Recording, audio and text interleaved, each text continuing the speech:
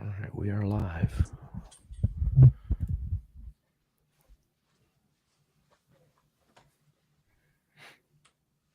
We are live, just so you know. We are live. Okay. We are I live. got. All right. There we go. Had to turn that light down. The light was a little bold. A little bold. I like that. Well, we're live on everything, but the gram. Why isn't the gram live yet? It should be live. You know the answer to that. Yeah, I know. All right, let me go over. Let me get the Facebook stuff set up. Oh, X. there we go. Oh, there we go. Look at that. What'd you do? I just found a way to just lift that puppy to the sky. Now it's coming down on my head. It coming down on my head.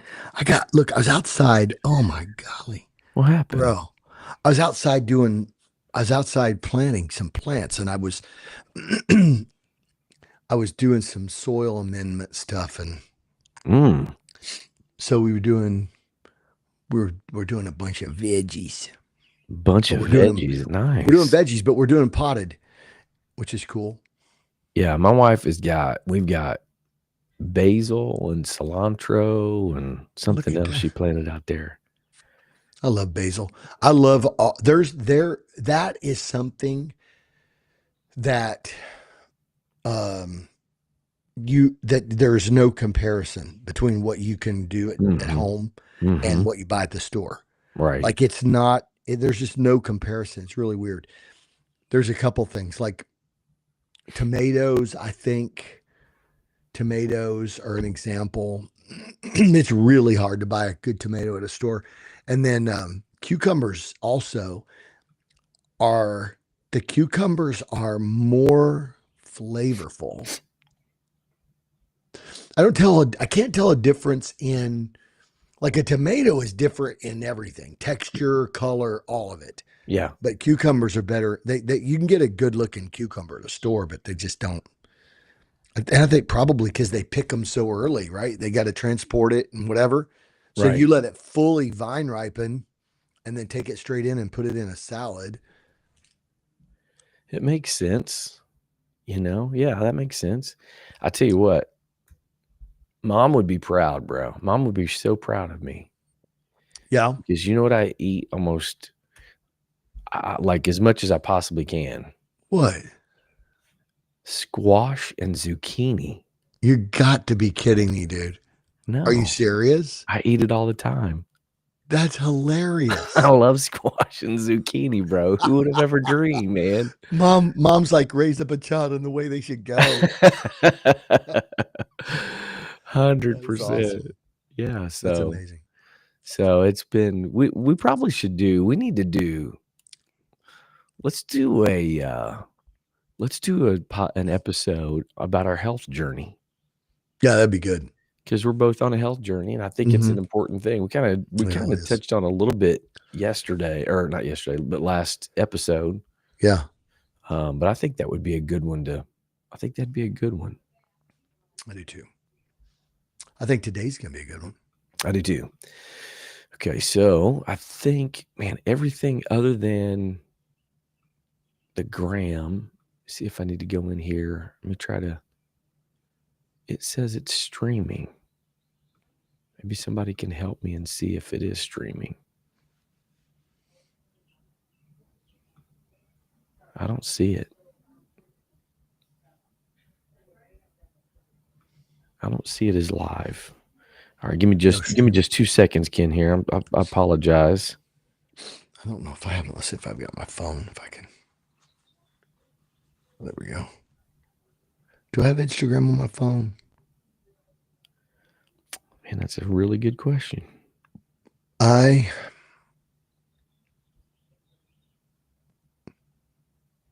do, believe it or not. But I don't know if I follow anybody.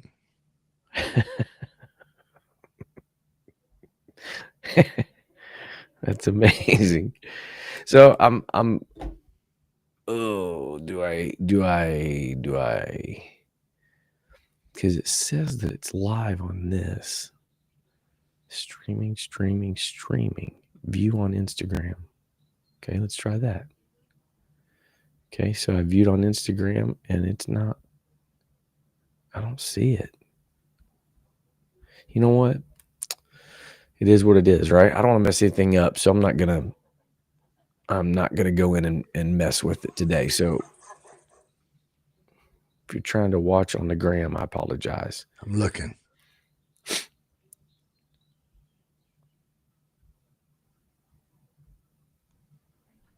We got some good comments coming in on YouTube today.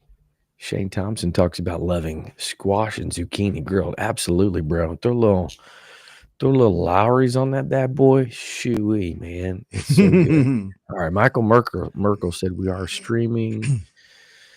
It's live. Says you're going live. You guys are live on Facebook. Appreciate all the updates on that. They can't read out comments, perhaps. We did, Joe. Thank you. Uplifting Joe. Appreciate that. We are now with the got all the comments there. So okay. I think we're good to go, bro.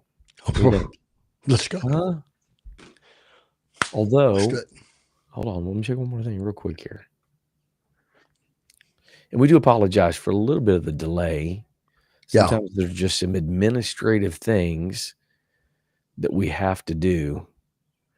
It's taken away. It's kind of detracted away a little bit, Ken, from what's normally the exciting pregame show. I know the technology has become a hindrance. It has. Do you want to answer? So we got a question on YouTube. April Krause wants to know, Ken, what should she have for breakfast? She's hungry. Do you have some suggestions? Well, protein first. There you go. Proteins before carbs. Mm-hmm. It's a good rule of thumb. So here's my suggestion, April. You want to start out your day right. Get you some chicken sausage. Do you a scrambled egg, chicken sausage. Get you some Chobani non-sugar Greek yogurt. Blueberries, my favorite. Throw in some raspberries, got some good fiber in there. Throw in some chia seeds. And Ken, I got to tell you, throwing a little piece of sourdough bread just kind of finishes it off real good. You know what I'm saying? Yeah. Sourdough. Since I'm on the keto, well, I know, but since I'm on the keto trail, I have to. I agree, though. So there you go. Glad we could help, April. That's why we're here, to offer breakfast ideas. One of many things that we do on this episode, or on this podcast. All right, ready to go live? Yep. Let's rock and roll today. Here we go. 3, 2, 1. Hello, everybody. Welcome to the Mobilized Church Podcast. This is Chris Dillingham alongside my big brother, Ken Dillingham, Jr. the Third, on a beautiful summer day today, Ken. We haven't gotten our weather report from Chief Meteorologist Ken Bistarkey, but today, here's what I can tell you, Ken. It's going to be a hot one. Right. I mean, it's going to be north of 85 here. Yeah, I think they're talking bumping 90 today here. So summer is upon us, which means that just tells me it's golf weather. Oh, there we go. On cue, Kim Bistarkey popped in. Do you want to give it? No, it's wimpy. I mean, 69 degrees and a high of 82. Come on, Cleveland. You can do better than that. You can do better than that. I just gave the meteorological report. I love it. It's like being a weatherman in San Diego, man. Who needs that guy? Yeah. Who needs that guy? 69 degrees sunny. For real. We appreciate everybody jumping back on today. We were out last week. Yes. We had a little bit of some stuff going on, and so we were out last week, but we are back today. I don't know. It's certainly better than ever, but that's yet to be determined. Well, you reach a point where it's hard to improve. You know what I mean? That's what we hear. That's what we've heard. It's That's what I'm like, saying. People how are could like, it possibly get any right, better? right. Where are you going to go from here? We get that a lot. And we're like, that's the stuff that keeps us up at night. That is, it's the burden we bear having a great podcast like this. So we appreciate everybody jumping on today, being a part of this conversation. And as always, we want you to be a part of the discussion. So somebody asked, we are monitoring the comments. So we got that going on today. And we will be trying to address any questions that would come up in the chat. So we'd certainly love to hear from you. Let us know where you're from, where you're listening from, and we certainly appreciate that. So, all right, Ken, so we've kind of been going through kind of a unique deal the last several episodes, kind of a little series we're doing. It is kind of it's a this or that series. Mm-hmm. Exactly. Kind of, Right. Taking two things, and you're this, but should be this as disciples of Jesus, kind of a deal or whatever. So, John Hummel if just you're commented. this and want to be that, how do you get there? Yeah, John Hummel commented, hard to believe it's episode 224. Can you believe that, bro? Episode 224 today. Yeah, we got 14 more to 238, and then we'll be done. There you go. Or should we go to 242? We might want to do that. So we'll see. So today's going to be a good one. We've done so the last couple episodes, few episodes, we did saved but stubborn, when your will needs to be discipled. Gifted but still immature, when your character needs to catch up. That one needs more attention, y'all. You need to go listen to that one. And I'm not trying to, I'm not trying to pump it up, but that one is such an important one. And then the last one we did, busy but barren, when your inner life needs to be discipled. So we're trying to really hone in and hammer in on, some of these real practical discipleship principles and concepts that really are applicable to all of us. Today we got a good one. And today, Ken, and I'll kind of let you get us jumped out here, but today our conversation is about the topic of fear. And I'm gonna let you get it started, because this is something that, man, you've like, I don't want to get ahead of ourselves, but the message you preached here at our church was so revelatory about fear. And so today our conversation is, when fear is the real master, how courage must be discipled, which I think is a unique and interesting take. So,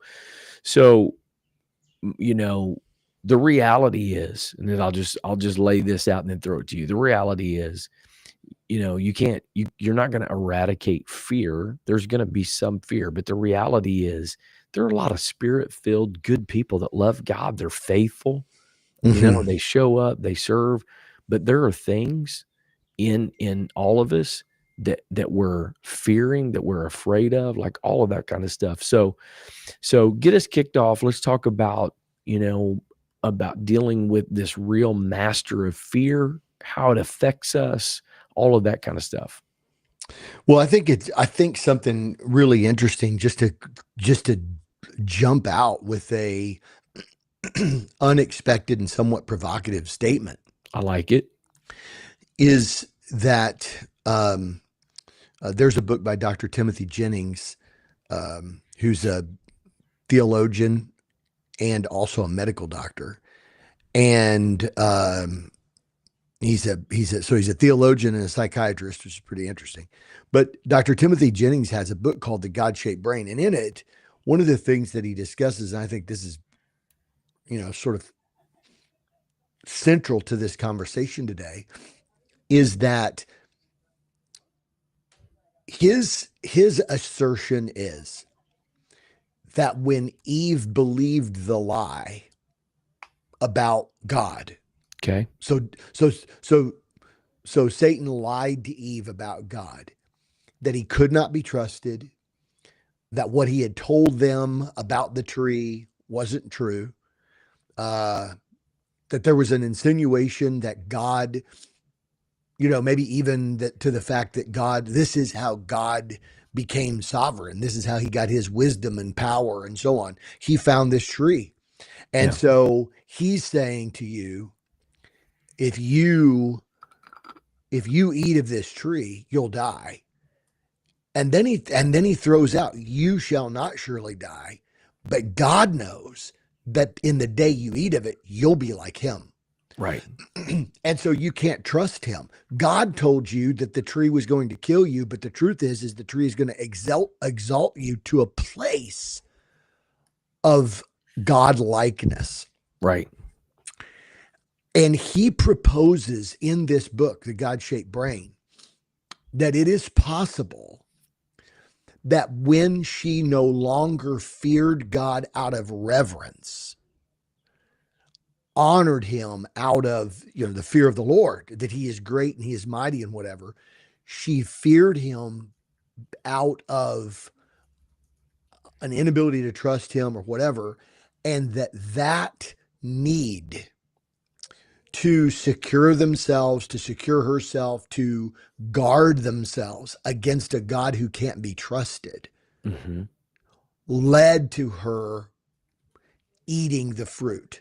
Not Right. just simply because it was like, oh, golly, I've always wanted to eat a bite. You're telling me that this isn't bad for me, that there was more to it than that it was deeper than that. He proposes that her eating of the fruit was protecting herself, right? Which Yeah. is trying to create security for yourself against a fear. That's what Sure. protection is, Sure. right? So you're creating some form of mitigating the fear by eating the fruit, then having equal standing with God, and then you're not vulnerable. That's a very interesting way to launch this idea that says that that that it's right kind of fear, wrong kind of fear. What do you fear and why? Yeah. It's not that there won't be. Adam and Eve had the fear of the Lord before sin existed. Yeah. So we think of fear in its defined mostly from the anxiousness, the feelings that we get of vulnerability and the inability to the what ifs and so on and so forth. But I think at least if we start at this, I mean, we're starting way up here Yeah. and then bringing it down. I think that's a pretty good place to start. I do too. I think that's a really good place to start. And I was thinking about as we're kind of planning for today. I was thinking about the tremendous message that we heard at Great Lakes Youth Convention by Joel Urshan, our good friend Joel Urshan, who is a preacher among preachers, and that's kind of what he discussed, that the reason that so many people are battling with anxiety, whatever, is because they're trying to eradicate all fear out of your life, and you can't do that. You're never going to get to the place where you've eradicated Right. all fear. It's not about eradicating it. It's about, direction.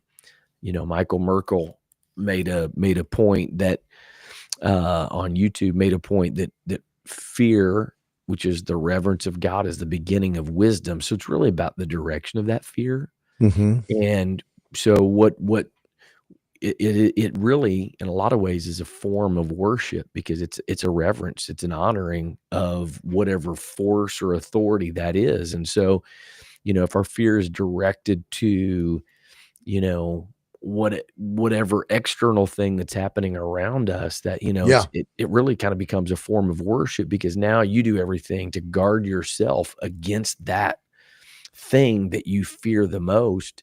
Mm-hmm. And so I think for a lot of believers, it becomes a challenging part of their walk in relationship with God, because we've had this thought of, like, God hasn't given us a spirit of fear. God hasn't given you a spirit of fear, right? Like, bro, how Mm-hmm. many times have we preached that? How many times have we hammered that home to people? God has not given you a spirit of fear. And so then people go home and are like, yeah, but I still got some things that I'm, whatever. Mm-hmm. So I think it's And important. theologically, by the way, theologically, we got to go back because I think we've used that in the wrong sense or the wrong Mhm. context too. I Yeah, think when we say that is God's freed you from fear. I don't think that's what that's saying at all. yeah, I don't think that verse is saying God's freed you from fear. I think that's you've not received a spirit of fear again to bondage. sure. The fear Right. was that you're never measuring up to God's standard, and that am I always like it did was there some law I didn't keep? Was there some sin that I committed that is right? Like Yeah. sometimes good interpretation of scripture also is important. That sometimes when we say, God hasn't given you a spirit of fear, and we preach that in such a way or say that in such a way that we're trying to say, like, all fear has been eradicated. Yeah. Like but that's not even what that scripture is talking about. It's literally speaking about that God's given us power and love and a sound mind, which is that we have that we are secure in him. Jesus said, in this world you shall have tribulation, Mhm. but be of good courage, I've overcome the world. So what's so interesting to me about that is that that if you're going to have tribulation, there's going to be anxiousness associated to that, which I Sure. think it's important for us to separate between anxiousness and fear. But I mean, I don't necessarily want to split hairs on this podcast, but I'm just saying, like even in that sense or that context, I think sometimes that creates an unrealistic expectation, because people are thinking like, well, I've not received a spirit of fear, but I'm still fearing. So maybe there's something inadequate with my faith. Maybe there's something missing. Maybe whatever. And it's like, no, let's realign this. Okay. Sure. If Jesus said, in this world you will have tribulation, then that means there will be some things that you will look forward to or look at with trepidation Yeah. in a human sense. Like that's why Jesus said, don't fear him that can destroy your body. Yeah.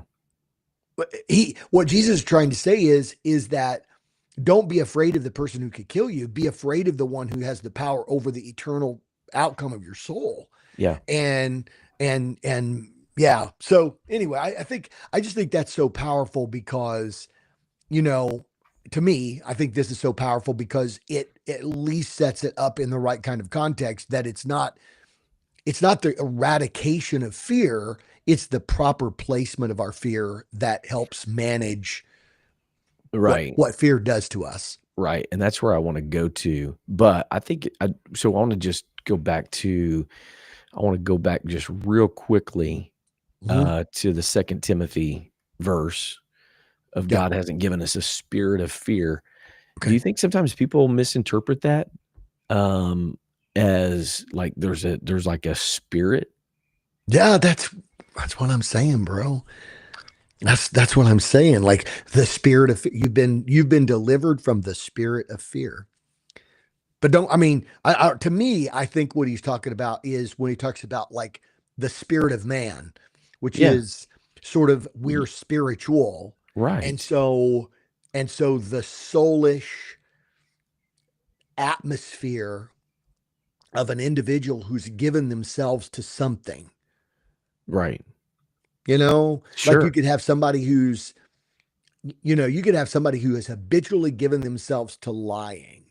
Yeah. And there's a spiritual dynamic to that because we're spiritual beings. And so you could say, oh, that person has been overcome by the spirit of lying. Well, I mean, I know that in the Bible it talks about there's a lying spirit and so on and so forth. But I think that scripturally what this is referring more to is what it is when humans have these pre-inclinations and Yes. so on and so forth, the spirit of fear.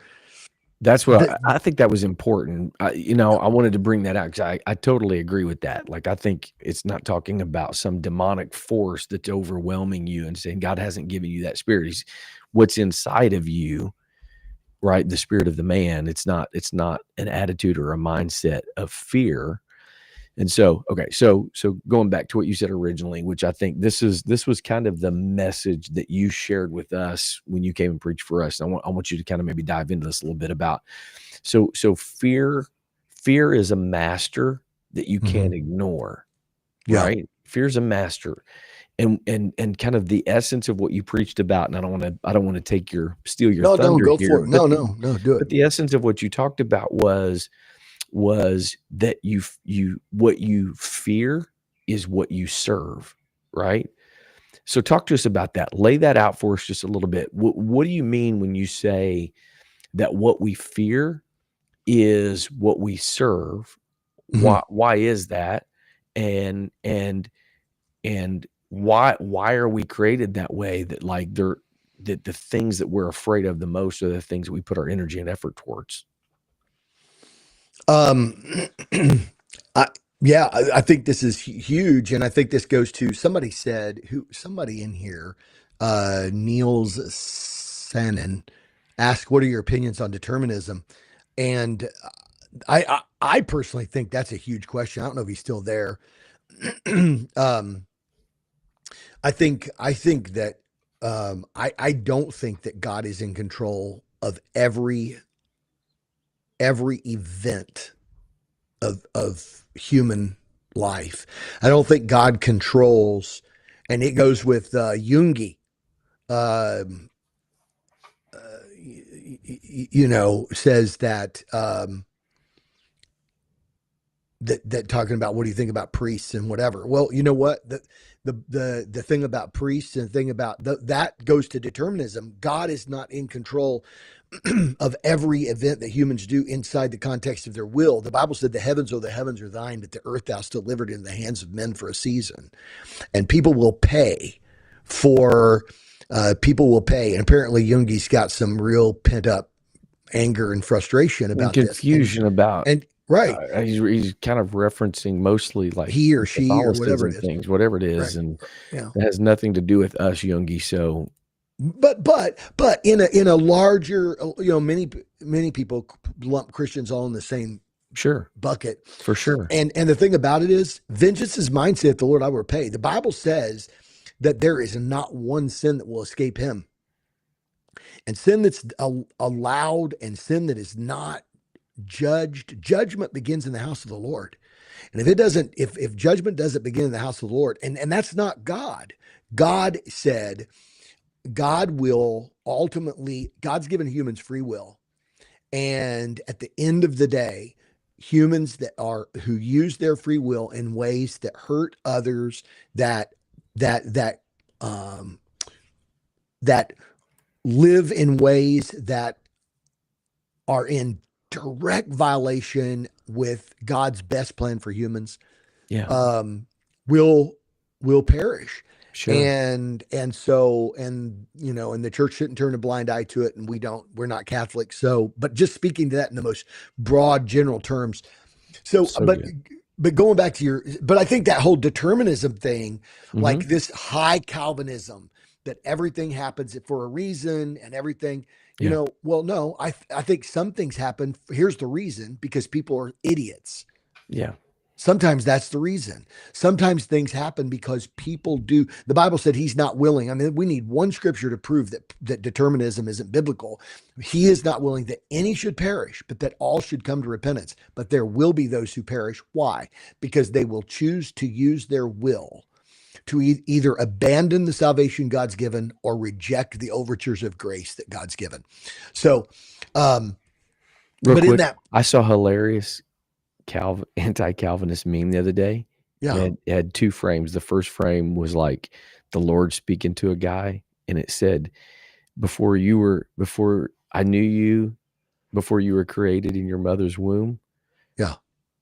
or no, before you were in your mother's womb was the first one, and then the second said, I already hated you. Which is kind of this whole That's, Calvinistic conversation that's yeah, been bubbling and whatever. So yeah, yeah, it's kind of a funny yeah, deal. So yeah, sorry, I didn't mean to interrupt that. I thought that yeah, was hilarious. yeah, yeah. Well, so yeah, I think these are all, these all have to do with, you know, our managing. There are people who manage. Lowell, earlier, probably isn't even still listening, but Lowell said, do you guys really believe these things? You sound insane. And I'm like, yeah, well, but the Bible says that the natural man receives not the things of the spirit, for they are foolishness to him. And so that is your own declaration. Like Lowell is declaring for himself or herself that this is insane. Well, to the flesh, to the natural man, this is why we need grace. This is why we need the power of God. And, I think that believers would look at it and say, no, what sounds insane is to believe that there was a giant explosion that came out of nowhere at the beginning of nothingness, and that all of this. which is, I mean, go read Case for the Creator. All you got to do is go read Case for the Creator. Read that book, The Case for the Creator, and we are, we're in a scenario where, Lord, you can't. There's it takes more faith to believe that these things that we see and know are uh, random acts of just blind chance. So anyway, to me, that's insane. Um, Back to fear. Yeah, here's the thing, Chris. At the end of the day, I think that what you're referring to and what you're speaking about, fear and the fear that sometimes that we have and experience, is a fear. Speaking specifically to what you said about who do you fear, what do you fear? I think it goes back to a statement that I made in the sermon on Sunday, and that was that the my message on Sunday was, what you dwell on is what you'll live in. Mhm. And my and Mhm. and my text was Psalm 91. Psalm 91 begins with, he that dwelleth in the secret place of the Most High shall abide under the shadow of the Almighty. The word dwell comes from the Hebrew word yoshev, which literally means to uh yoshev means to uh like to dwell in this land, to find a spot, to find a place, to find a location, and it's like, we're gonna build our house there. So, like the Bible says, that the Lord planted a garden eastward in Eden. Eden was that general land; it was the dwelling, and the garden was planted there. And so it's almost like this imagery that says, he that dwells in the secret place. What is that? That's the place. It's a region, a Yeah. location, a locale. And so what you dwell on is what you'll live in. You'll build your house there.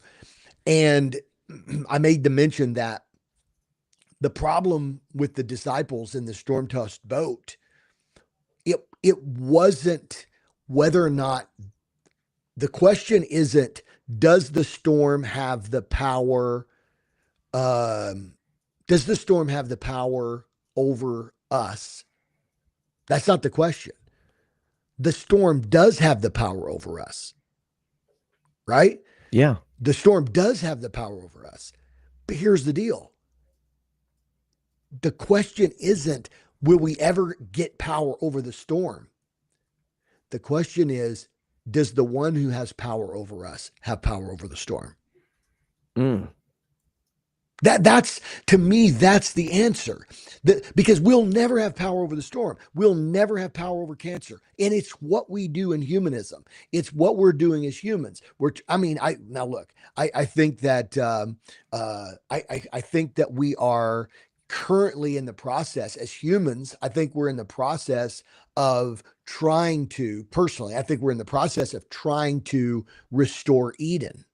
I think humans Sure. have our tendency is trying to figure out. This is why he put a cherub, right? There was a cherub with a flaming sword, and the cherub with the flaming sword was guarding the entrance of Eden, lest they enter back in and eat of the tree of life and live forever.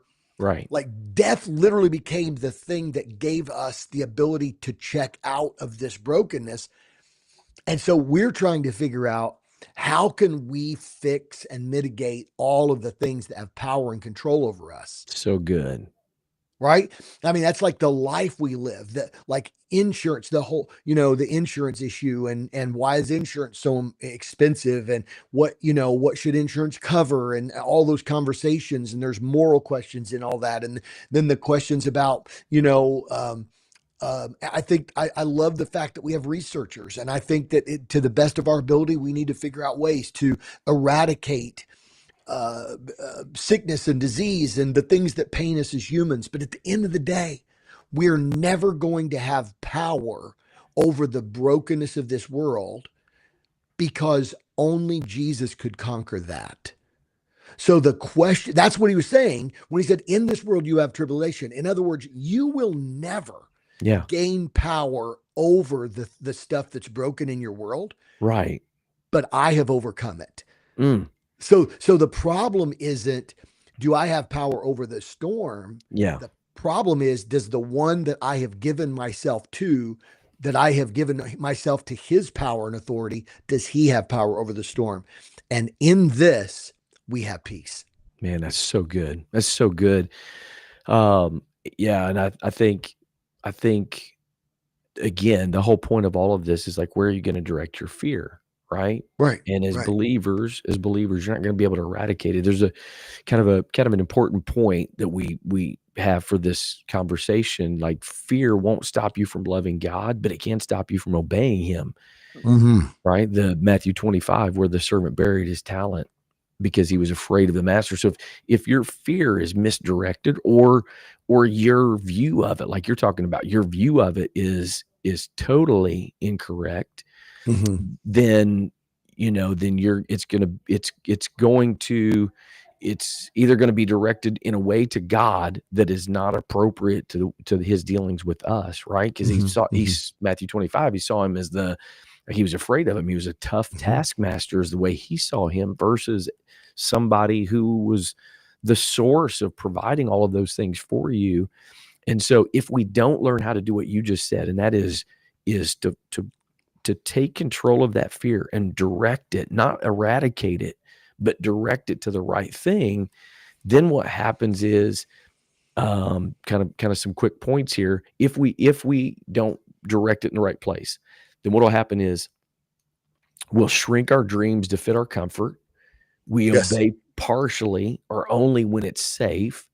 We avoid risk, confrontation, Yep. and costly obedience, and we Yep. live a life of what ifs and almost. So That's it. we shrink into like protective mode. And what's crazy about that, Ken, is no matter how hard you try, no matter what you do, there's no possible way that you can protect yourself from every um, threat that's out there. There's no way you can protect yourself from that. But what you said, hide yourself in the shadow of the Almighty, right?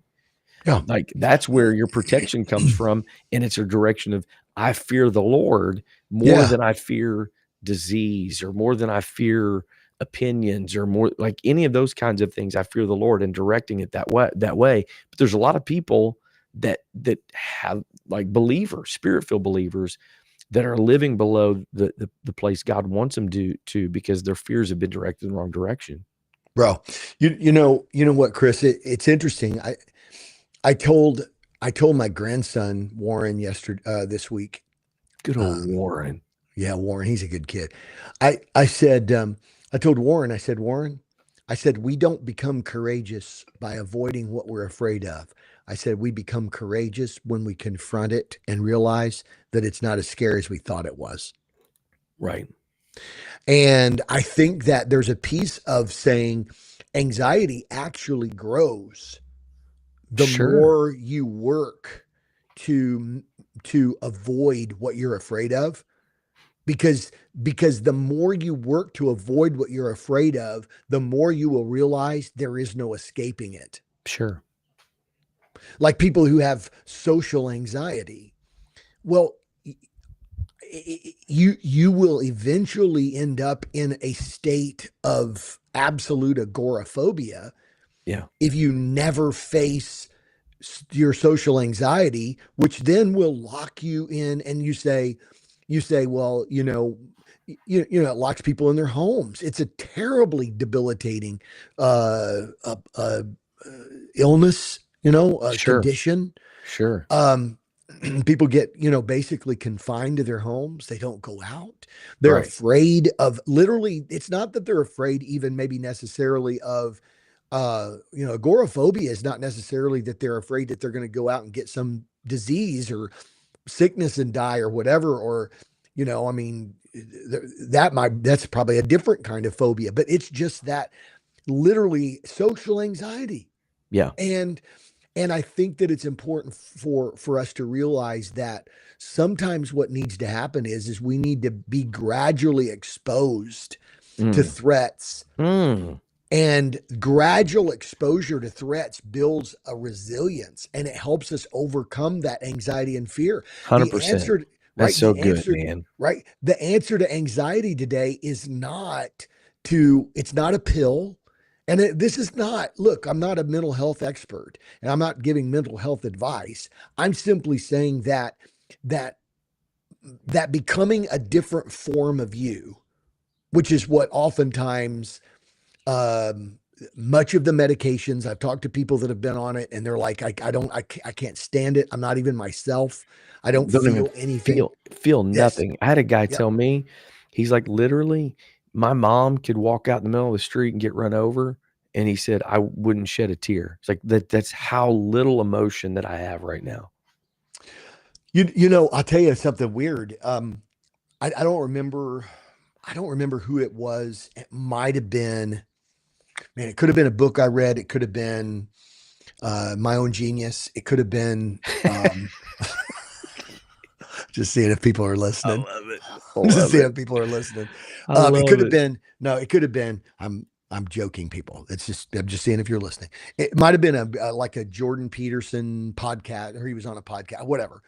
But I remember him saying something to this effect. Like he was saying, you know, if you're in situations where you're always feeling anxiousness about when you're talking to people or you're meeting people and you feel like, you know, that I'm not, like they're judging me or they're measuring me up against their standard or their whatever.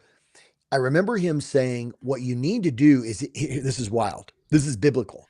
If you're uncomfortable in a social setting, work to make that other person comfortable. Because if you obsess over your own comfort level, Mhm. it will only increase your anxiety. The Absolutely. more you put yourself in so if you'll dwell on it, you'll live in it. And the more you dwell on your own So uncomfortableness and your good, own bro. feeling of, but if you actually will say, you know what, I'm not even going to worry about me, I'm going to worry about them. What if they're as uncomfortable as I am? What if they're feeling this? What if this is a human condition? What if this is the way we all feel? I'm going to, you know what I'm going to do? Here's how I'm going to overcome this. I'm going to do what Jesus did. I didn't come to be served, but to serve. I'm not going to worry about how I feel. I'm going to worry about how they feel. And all of a sudden, you realize you've healed yourself and them. Man, that's so good. That's so good. And I love what you said. Like sometimes you just have to go through some of those things to realize it's not as bad as you imagine. Like, we all know how that fear can kind of take on a form and a shape that is beyond even what it really is, right? Mm-hmm. I've Mm-hmm. shared the story about the message that I got of a a guy told me one time that storm was coming, and man, bro, literally like fear Yeah. overwhelmed me big Yeah. time. And it came. That storm did come 100%. It was rough, man. It was brutal. But you know what? I got through it on the other side and literally told my wife one day, I was like, you know what? It wasn't that bad. It wasn't that bad. See, Like, but it, God gave you a word, which was gradual exposure. correct, correct. And it made me right, exactly.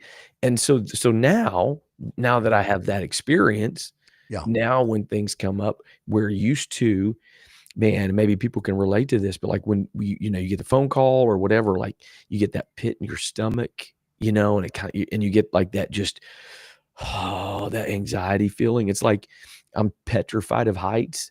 And it's like, riding up, Yeah. I'm Yeah. going way back. The Screaming Eagle at Six Yeah. Flags Right. St. Louis, right? And you're Right. going up and it's the Click, choo, click, click, choo, click, choo, click, click, choo, click, click. choo, choo, Yeah. choo, It choo, choo. sounds like, And the whole time you're going up, like talking about it, my hands will start sweating right now. yeah. But what, the way that I overcame that was you just kind of have to face it Yep. sometimes. You get exposed to it, and then you realize what I realized is I actually love that, and I was missing out on something that is amazing. And I've had some amazing experiences and stories to tell because I was willing to overcome that. And a lot of times what happens is we're not willing to confront that fear, and what you don't confront, you can't overcome. You have to 100%. learn how to confront that. So Yeah. I want I to want to, yeah, go ahead. well, let me hit on Brad Gill because this goes right with what you're talking about. Yeah, Brad yeah, Gill yeah. makes a perfect statement. He says if you go whitewater rafting, they're going to ask you what your experience level is. And when they ask you that question, then it's going to determine which whitewater rafting course that you're going to be on, whether it's like a red flag course or like if it's a level 5, and that's for absolute experts. Yeah. And the person that is, uh, the person that's the guide. Number one, that your safety is in the fact that the guide is taking you down the river that they've been down 100 times before. Yeah. But the other piece is that the Bible said he will not tempt us or let us to be tried above that what we are able. But with the trial, the word temptation there is actually not to tempt you with evil, because God cannot be tempted with evil, neither tempteth he any man. But that word tempt actually is to put to the test.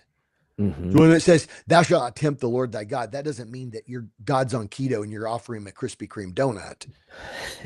That sounds really specific.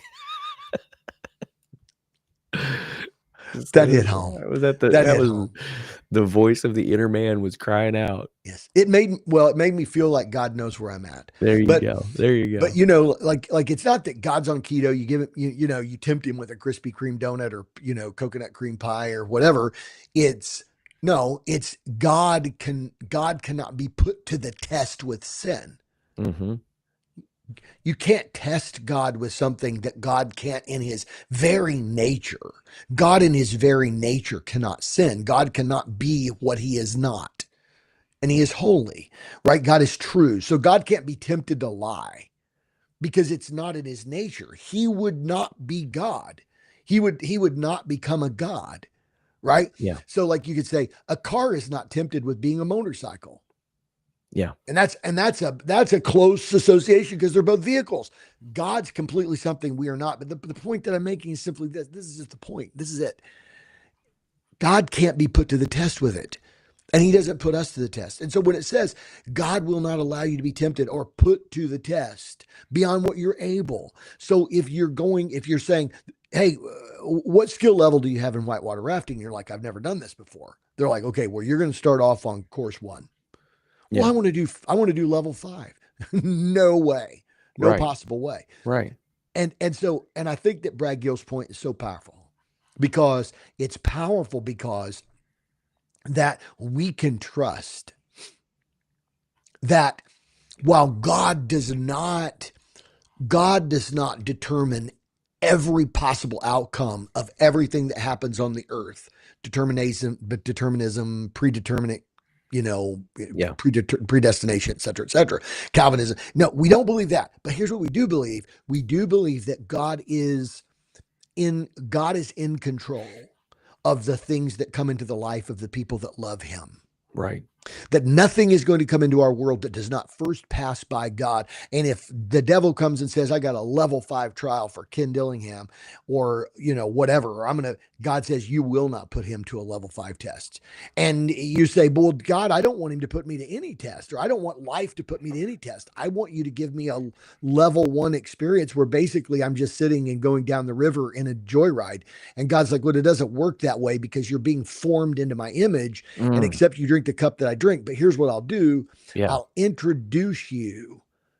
I'll introduce you to what you fear gradually in ways that you overcome it So until good. eventually it develops spiritual fortitude and courage. Man, that's so good. That's so good. And right. And you're not going to avoid those things anyway. So it's really the grace and mercy of God that he takes you on a level 1, right?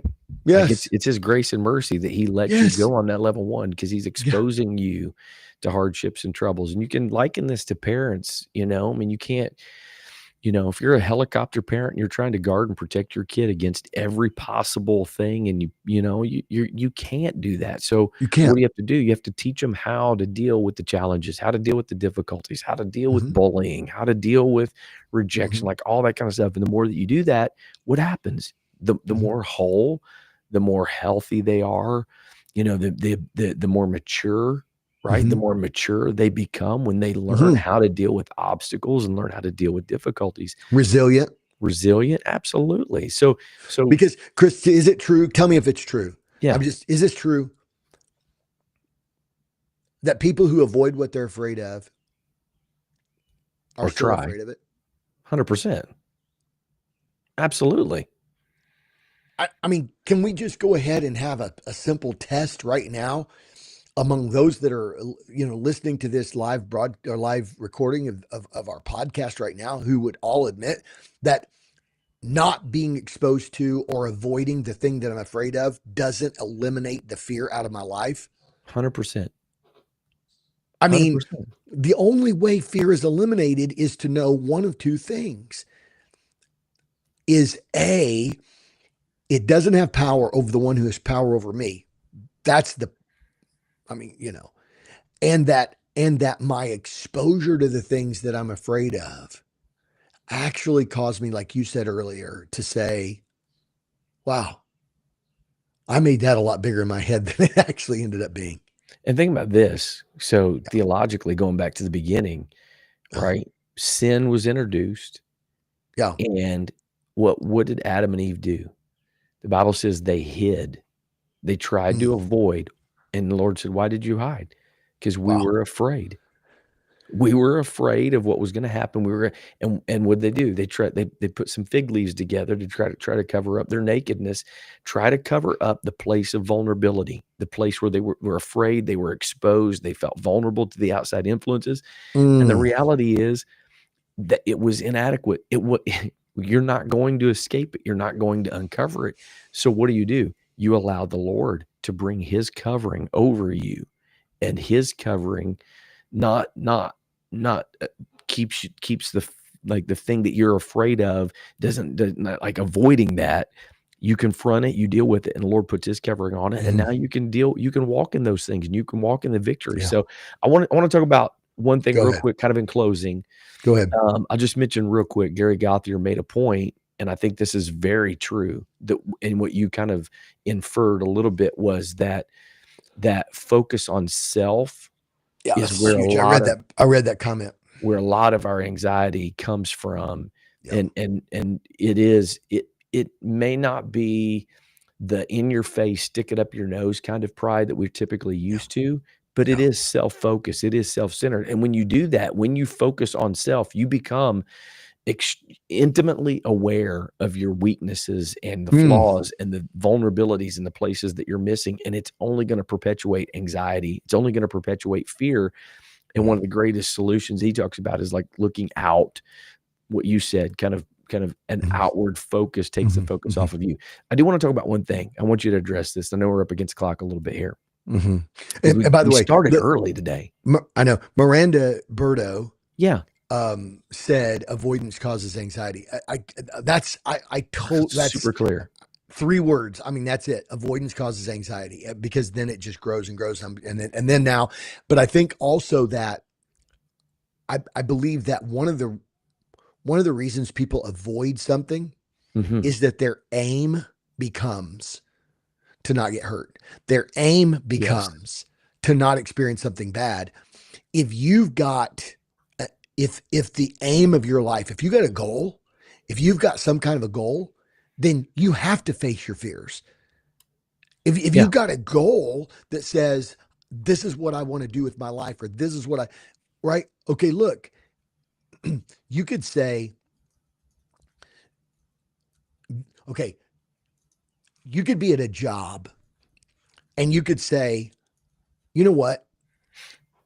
I do not want to be one of these people that punches a time clock, a 40-hour week time clock, and just basically gives, the man, Yeah. right? I don't want to Yeah. just give the man Yeah. 40 hours of my precious life every week in exchange for a dollar amount.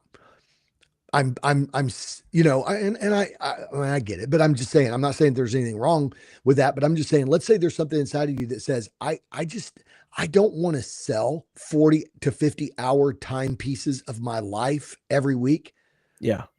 to buy groceries.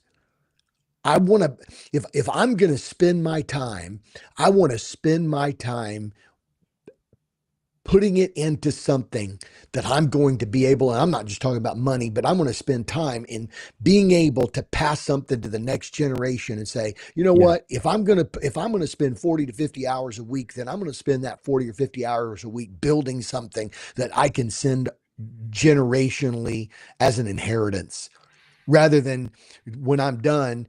the company still owns the company, and I've just given up pieces of my time as I travel through this life.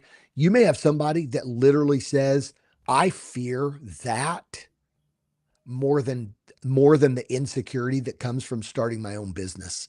Yeah. Yeah. Right. So Exactly. do you understand what I'm saying? So I Yeah. think this is really important to just use another way to say that sometimes when you fear, when you actually start fearing what's causing the security, Yeah. it'll or I would say fear or disgust or frustration with that could become the fuel that says, you know what, I've got a goal and I'm scared to death. I've never been in a spot where I don't have a job or certainty of income or whatever. But you know what? Here we go. And Yeah. sometimes having an aim and a goal Sure. causes a person to say, I don't care.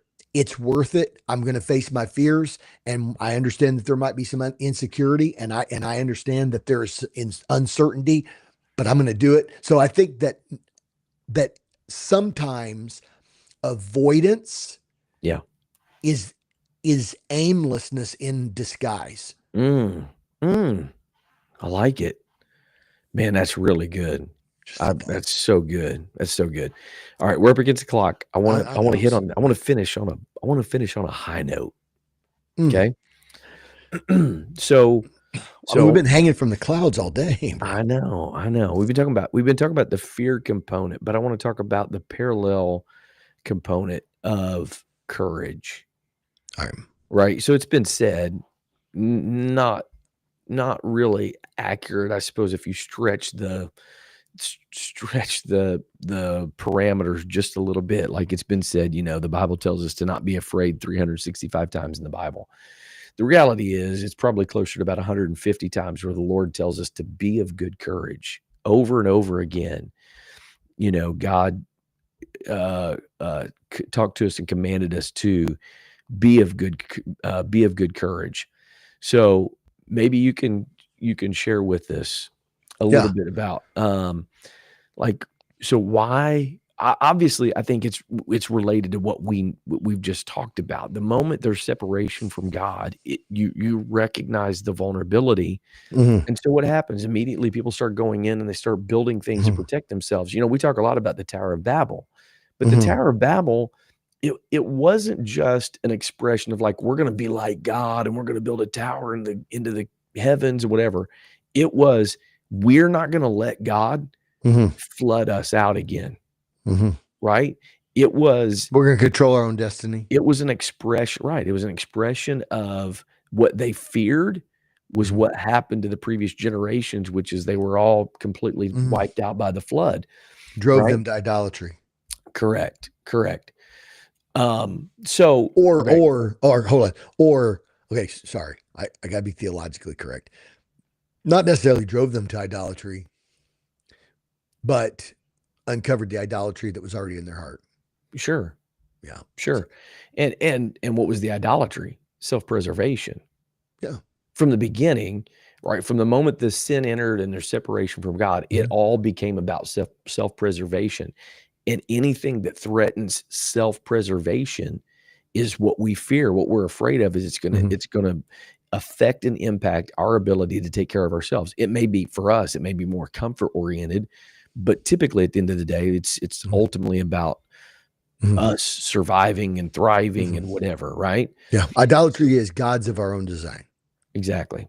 Yeah. So at least 150 times, there's some derivative or some form of the Lord telling us to not be afraid, but not just not being afraid, but also telling us to be of good courage. We see it over and Hmm. over, like the book of Joshua, when they're going in the promised land, continually reminding them, be of good courage, be of good courage, be of good courage.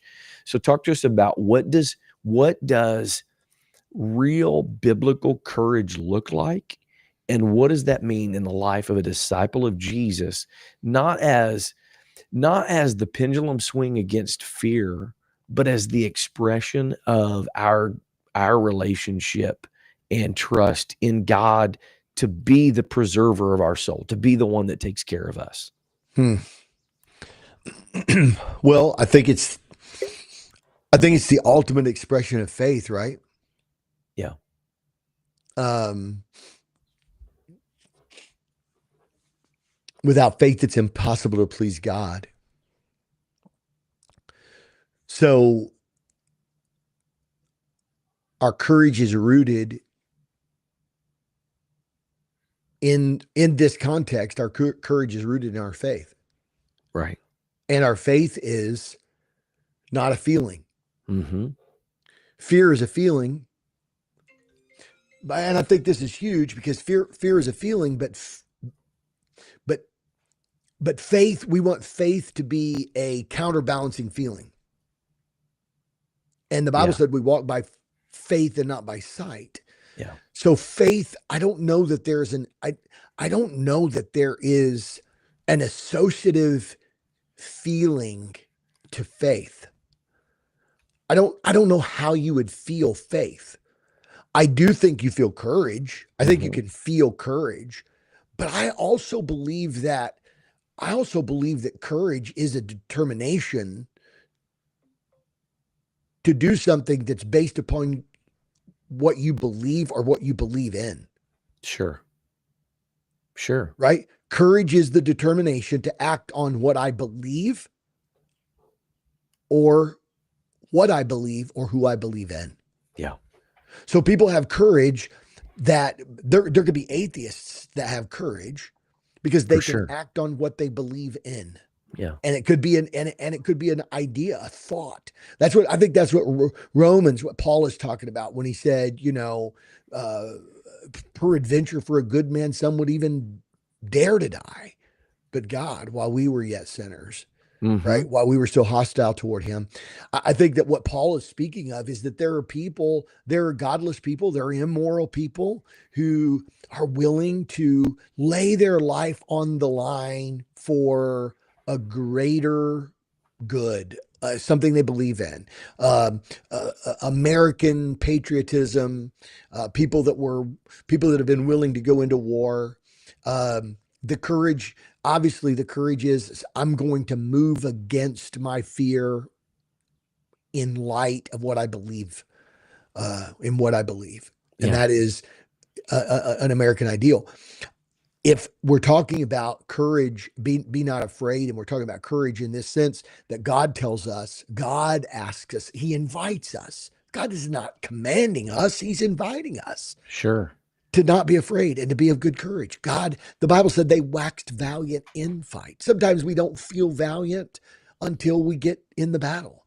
For But sure. I think that what we need to understand is that ultimately our courage in the greatest biblical context is that we are acting on who we believe in. And it is an act of faith. Why? Because it's a declaration that we believe that God is who he says he is. Yeah. Our faith is our faith is that God is who he says he is. Our trust is that we are going to act on that faith. And that action, the Bible said Abraham believed God and it was counted unto him as righteousness. So good. He believed God and it was counted as righteousness. Why? Because in his belief he obeyed.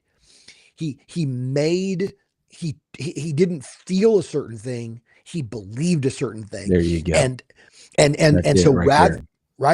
rather than standing in Ur of Chaldee saying, "Man, there's so much unknown and there's so much insecurity and this is crazy and I got a wife and I got and I know all of this and you didn't even tell me where I'm going." Yeah. The Bible said he went out not knowing whither he went. And I think that you say, well, that just sounds dumb. No, no, no, no. That sounds like somebody who has determined to live a life of courage based upon an absolute conviction that God is who he says he is. That's why our courage and our acts of obedience are revealers of our faith.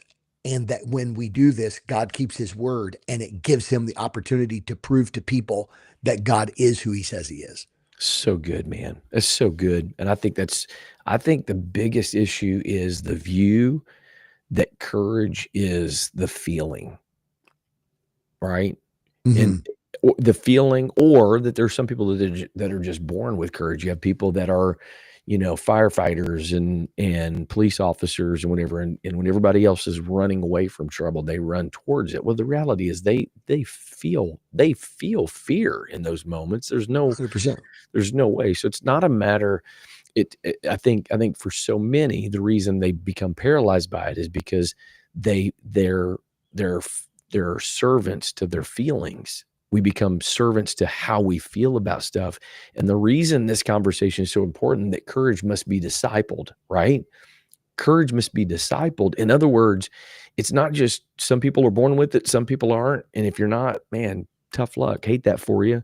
It's You have to learn how to view everything through the lens of what you just talked about. Abraham said, he made the promise and he's faithful. He's going to perform the promise. I trust him that he's going to do that.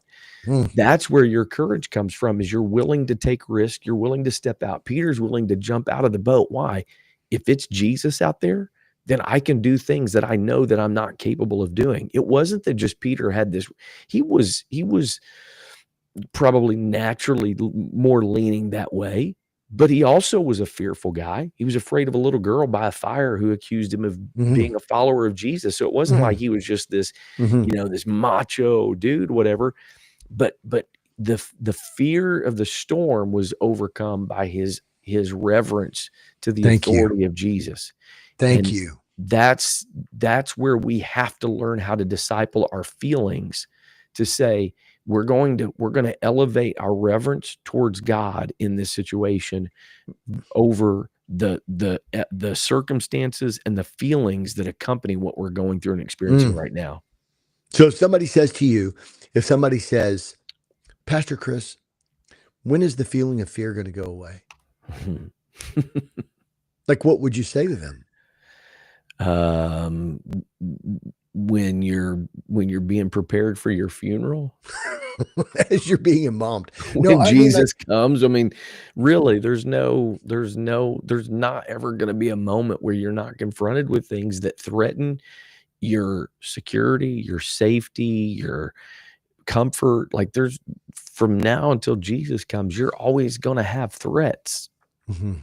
And that's the thing. I think the thing is like people say sometimes, like, yeah, the reason why I asked that question is because I've had people ask me and say, well, how do you know? How do you know God's going to come through? Or how do you know? And I'm like, well, like there's nothing in life that we know for an absolute certainty. For sure. My wife was just telling me about a guy yesterday that uh she was mentioning that there was a person that she had heard, not associated, in our church or whatever, but somebody that she had heard that they were going to find out, I don't know, either yesterday or today, whether or not he lost his like really, really good government job. And people are like, oh man, if you get in with the government, if you get in on the base, if you get, whatever, you're set. You got security and you got, well, maybe. Yeah. But what was a sure thing isn't a sure thing, is it? And that's the thing. How can you be sure? Or how can you be so sure? That's what people, how can you be so sure? And I think the thing is, well, how can you be so sure that there's going to be food at the supermarket next week? How could you be so sure? And which is why this is why I've been pounding on this thing about, God love these people that are conspiracy theorists, but doggone it, you are emphasizing this deal, right? You're Yeah. emphasizing this deal that all this stuff is happening and all these people are in control and it's all getting fixed and we're all, whatever. And I'm like, okay, look, if we've got evidence, that there are pesticides that are being used on our food that are causing people to be sick, then you know what? Then maybe it's a good decision to buy organic. If you know that there's forever chemicals in the water system in your community because you live in an area that's close to a base and they used fire retardants, that whatever, then it might be a good idea to get a filtration system that removes forever chemicals. Okay, we're not talking about just simply being oblivious and being like, well, I don't care, I'm just gonna, whatever. No, I'm simply saying, to me, when people say, well, how can you be so sure? The thing is, the only thing that I guess I can be sure of is that God is God. Yeah. I can't be sure of anything. So, and So so if true. you say, well, So how true. are you so sure? How are you so sure that God's going to take care of that? How are you so sure? Well, I don't know. How are you sure about anything? You don't know what's going to happen tomorrow. I don't know what I'm going to have for supper tonight. I, Right.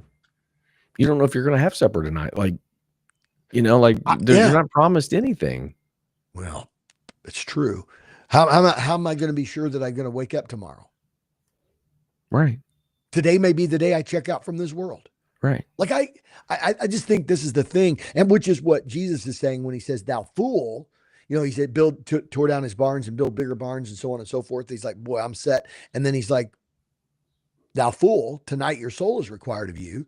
And I think that's the thing that Jesus is pointing us to, is to Yes. say, you live your life to mitigate fear. You live your life to say, well, man, I can't wait till I get to this place where I just don't have fear and I don't live in fear anymore and whatever. We're not talking about, yes, we believe that there's a place where you can overcome that constant abiding anxiousness and fear that's debilitating and so on. What we're saying is there's no way to remove the uncertainty. It's simply to put it in the hands of God. That's your best bet. Which is what Jesus was saying when he said, he that hears my words and does them is like a wise man who builds his house on the rock. Why? Because the winds are going to come. Yeah. The storms are going to come. Right. You're not going to avoid it. But if you're built on the rock, that's the only confidence you can have that you're going to be okay. You're going to make it through whatever. So I want to leave with this real quick, as we are want to do. I don't even know what that means, but it just sounded as we are often want to. Exactly. Want. Is it WONT? Sure, why not, right? Practical action steps for fear. I think this is important. I'm gonna run through real fast, kid. Okay. Identify your fear zone, which is be self-aware. What's a place in you where there's fear that that you're in preservation mode, or you're being overwhelmed or overcome by the emotion of fear? You've got to acknowledge it. You've got to be aware of it. Number 2, take it to the Lord. I would say take it to the Lord in prayer and go to his word, and not just pray for protection, but ask God to give you his courage. Mm-hmm. Step 3, put it into action. Mm-hmm. Take small steps. What you said, just that exposure to those things and taking some action. Sometimes you just got to take the step to do it. You got to jump out of the boat a little bit, take a step, take an action, and start working towards it. And then the last piece is you need to have somebody in your life that you're working with in discipleship that can help you to identify places where you have those things. And you need to have somebody that can challenge you and press you. Again, it's like going to the gym. You're supposed to push to failure, but when you have somebody around you pushing you, you realize you can go a little bit farther than you. And why do you quit? You quit because it gets a little painful, and so you're like, I don't want to do that. I'm good, right? So you need somebody around you to help you move through that, because it's not God's will. God did not give us the spirit of fear, Ken. Going back to that, like it can be misapplied, but he did not give us the spirit of fear, but love, power, and of self-control is the key. And that's the whole point of all this. So, man, good conversation. Great comments today, bro. Mm-hmm. Very good. Great comment. Yeah. So appreciate everybody. We hope this was a relevant conversation. I can't imagine anybody on the planet that would not think that this conversation is relevant. So yeah, I'll tell you what, man, if there are other topics you'd love for us to address and walk this through like this, let us know. We're always open and available. You can go to our social media pages and put some comments on there. We're always monitoring that. So thank you, everybody, for being a part of a great conversation today. Spread the word, share, get this out there, let people hear about it. So if you have any questions, check us out. All the social media sites, DillinghamGroup.org. We'd love to connect with you. And we look forward to coming back to you next Tuesday around 10 o'clock. Until